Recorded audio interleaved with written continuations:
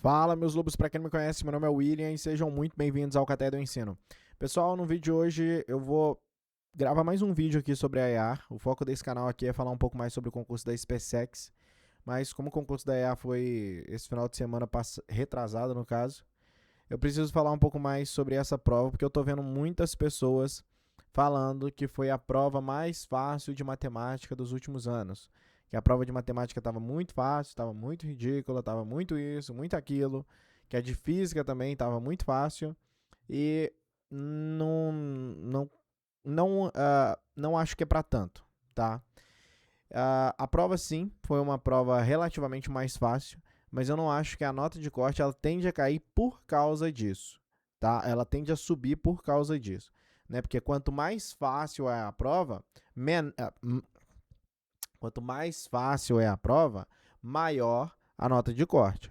Quanto mais difícil a prova, menor a nota de corte. Deu uma embaralhada aqui, mas já expliquei. Gente, eu tô com a prova aberta aqui. Independentemente da sua opção, da sua versão de prova, as questões são as mesmas. O que muda é a ordem das questões, certo?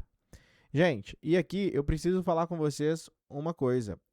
Sim, a prova ela estava um pouco mais tranquila, mas algumas pessoas podem olhar para essa prova, assim como eu tenho certeza que aconteceu.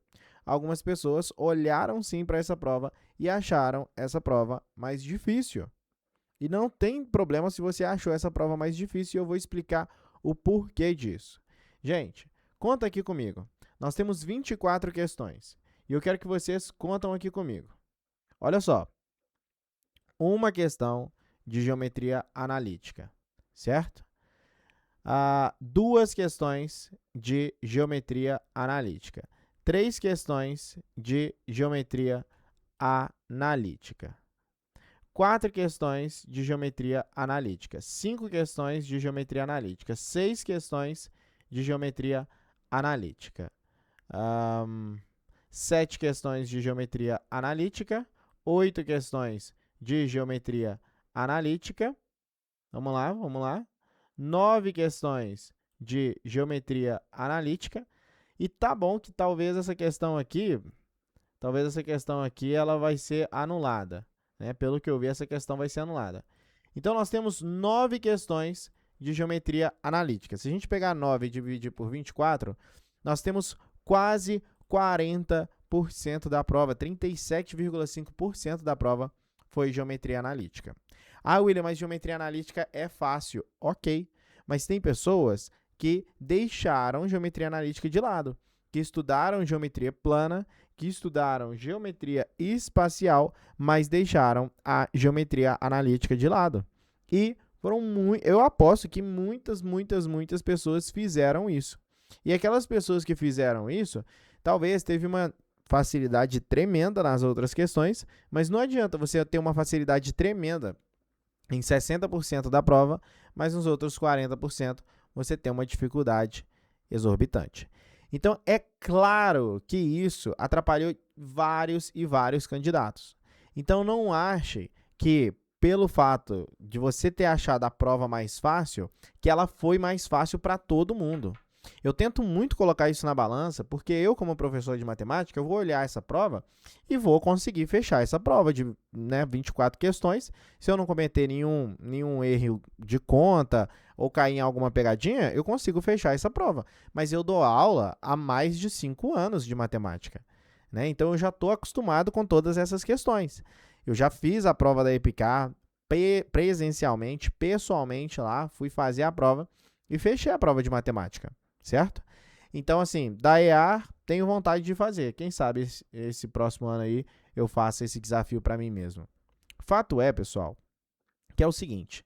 Eu tento sempre colocar isso na balança, porque a minha opinião é diferente da opinião dos 23 mil candidatos que fizeram essa prova. Na verdade, que foram inscritos, né? Mas que fizeram a prova, eu acredito que não passou nem dos 18 mil candidatos. Mas, enfim.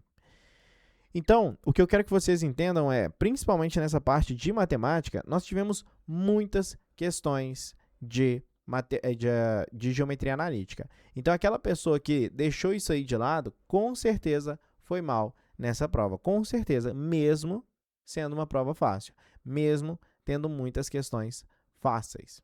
Então, a gente pega aqui, poxa, William, mas geometria analítica é muito tranquilo, eu concordo, mas muitas pessoas deixaram de estudar, e tem muita regrazinha, tem muita formulinha que acaba dificultando mais a prova, principalmente para aquelas pessoas que não têm tanta familiaridade com essas questões. Vou dar um exemplo aqui. Por exemplo, essa questão 36, ela é uma questão muito tranquila, dá para você fazer ela muito rápido. Mas se liga, eu tenho um triângulo que tem esses vértices aqui, ó, o vértice A, B e C. Então, qual que é a área desse triângulo? Bom, para quem já sabe a fórmula, essa questão se torna muito banal.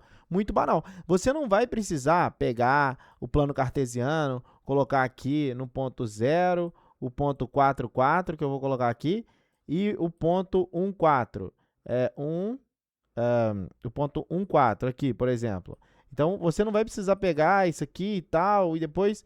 Não, o que você precisa fazer para calcular essa área desse triângulo aqui? Sem precisar utilizar a geometria plana dentro do plano cartesiano, porque isso aqui é um plano cartesiano. Desculpa, pessoal, a escrita aqui, porque eu estou usando o mouse, tá? Minha mesa digitalizadora está um pouquinho longe, mas enfim. Sendo objetivo aqui, pessoal, o que a gente precisa fazer? A gente precisa calcular o determinante, né? O determinante desses números aqui. Então, a gente coloca o ponto 0, 0, a gente coloca o ponto 1, 4 e a gente coloca o ponto 4, 4 e depois calcula a determinante. Beleza? Coloca o 0, 0, 0, depois a regra de Sarri e aí vai fazendo. Beleza. Depois a gente pega esse determinante e divide por 2. Então, a área desse triângulo é nada mais nada menos que o determinante dos vértices, é nada mais nada menos que a gente calcular o determinante dos nossos vértices e dividir por 2. Agora, quem não sabe dessa fórmula, vai demorar muito para fazer essa questão. Dá para fazer sem usar a fórmula, dá para fazer, mas vai demorar muito para fazer essa questão, dentre várias outras aqui de geometria analítica.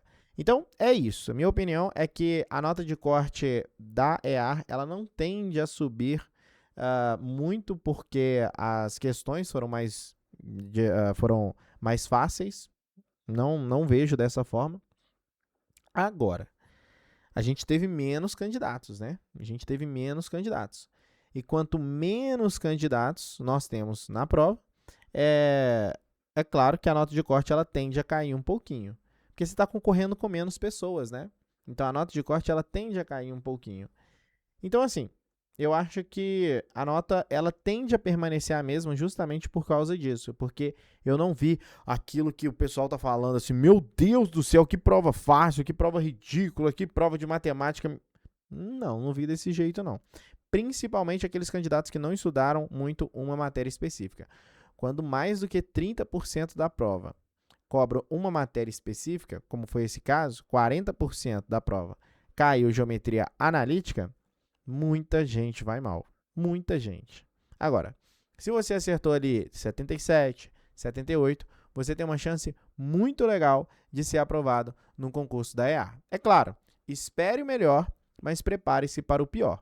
Enquanto outros candidatos estão estudando muito, você talvez esteja parado, até porque a prova da EAR foi há pouco tempo atrás. Você vai deixar passar o Natal e o Ano Novo para você começar a estudar, voltar a estudar de fato, ou você já vai dar uma olhada em um ou outro conteúdo? Aí vai de você, tá? Vai da sua consciência. Mas eu, se fosse você, tá ali na média de 78, 79, 77, até mesmo 80 questões nessa prova da EAR, eu daria o gás para estudar um pouquinho mais nesse final de ano, enquanto os outros estão curtindo um pouquinho, se eu estivesse na sua pele, eu estudaria um pouquinho mais para o CFS1 do próximo ano, tá? Mas espero que você consiga a sua tão sonhada aprovação no concurso da EAR.